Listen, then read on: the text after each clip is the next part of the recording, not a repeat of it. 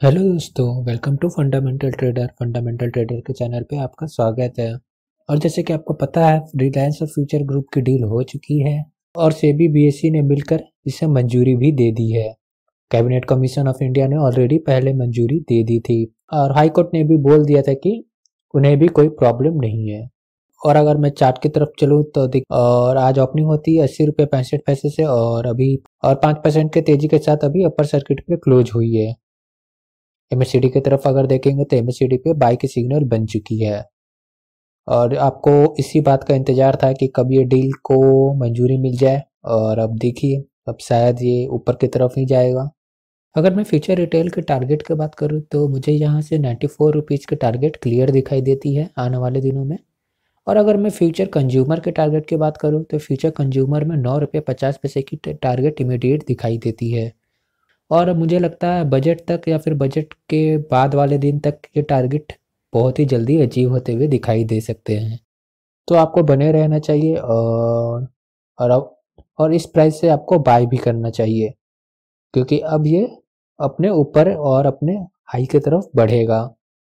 और ज़्यादा कुछ तो इसमें बताने के लिए है नहीं। डील में तो डील फाइनल हो चुकी है और अब बस आपको वेट करना है और प्राइस एक्शन को देखना है किस तरह से जो ऊपर जा रही है। अगर आपके पास इसमें शेयर्स है तो फिर आप तैयार रहिए, क्योंकि अब आप नेगेटिव से पॉजिटिव में आने वाले हैं और जो भी लॉस था अब वो लॉस मेकअप होकर प्रॉफिट में बदल जाएगा। और अगर मैं वॉल्यूम के एनालिसिस करूँ तो आप देखिए, वॉल्यूम में भी गजब की तेजी दिखाई दे रही है फ्यूचर रिटेल में।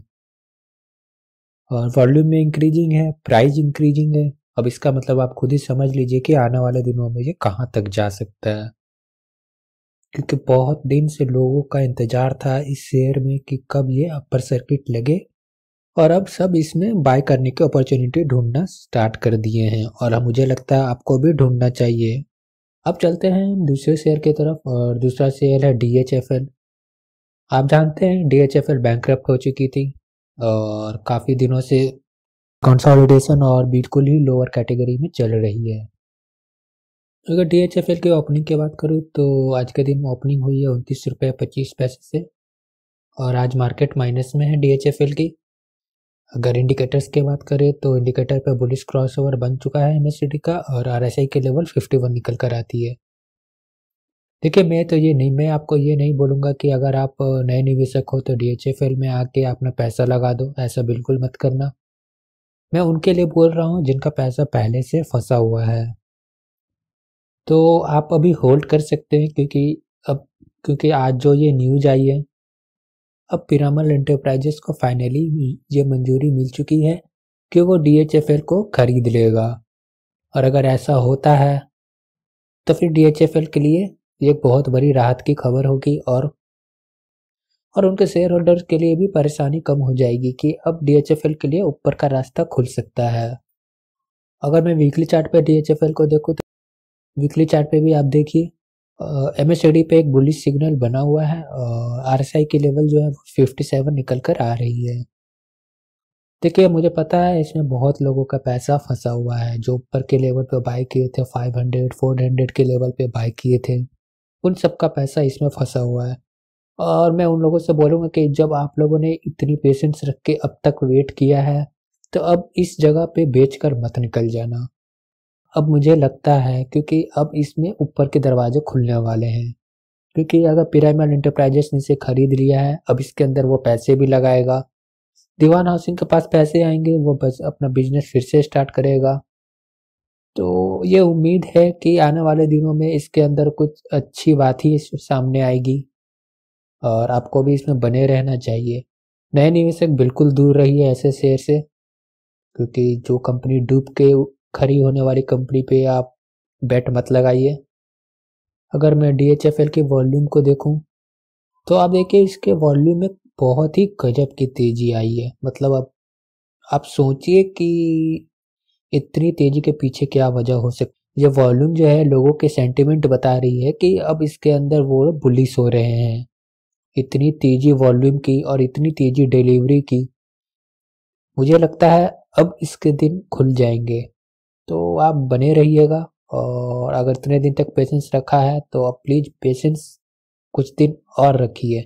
मैंने DHFL की वीडियो इसलिए लेकर आया क्योंकि मैंने ये नोटिस किया कि वॉल्यूम और डिलीवरी की वैल्यू अब इंक्रीज होने लगी थी, और मुझे लगा कि आपको ये बता देना चाहिए कि तो ऐसी पॉसिबिलिटी बन रही है कि आने वाले दिनों में इसकी टारगेट्स 38 रुपीज़ तक बन सकती है।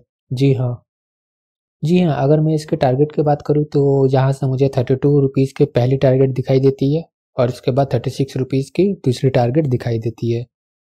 देखिए ये शॉर्ट टर्म टारगेट है, और अगर ये पॉजिटिव न्यूज आती है तो मैं बता रहा हूँ इसके लिए सारे रास्ते खुल जाएंगे, कोई रेजिस्टेंस वर्क नहीं करेगा, सब के सब तोड़ देगा। और सबसे बड़ी बात मैं नए निवेशक को इसलिए बोल रहा हूँ कि आपको इसमें इन्वेस्ट नहीं करना चाहिए। ज़रा आप एक बार ये चीज़ देख लीजिए कि ये 100% से फॉल हो चुकी है। मतलब एक रेट था, एक टाइम था जब इसकी वैल्यू 600 रुपये थी, और आज की टाइम है जब इसकी वैल्यू 20 रुपये की हो गई है, 30 रुपये की हो गई है। तो ये लगभग 100% से गिर चुकी है। भाई आप इसमें नए निवेशक अगर हो तो इसमें पैसा मत लगाओ, गैम्बलिंग मत करो। आपके पास और भी शेयर्स हैं, आप वहाँ पैसा लगाओ। और DHFL के अंदर अगर कोई इवेंट होगी तो मैं अपने वीडियो में ज़रूर बता दूंगा, आप वीडियो में हमेशा बने रहिएगा।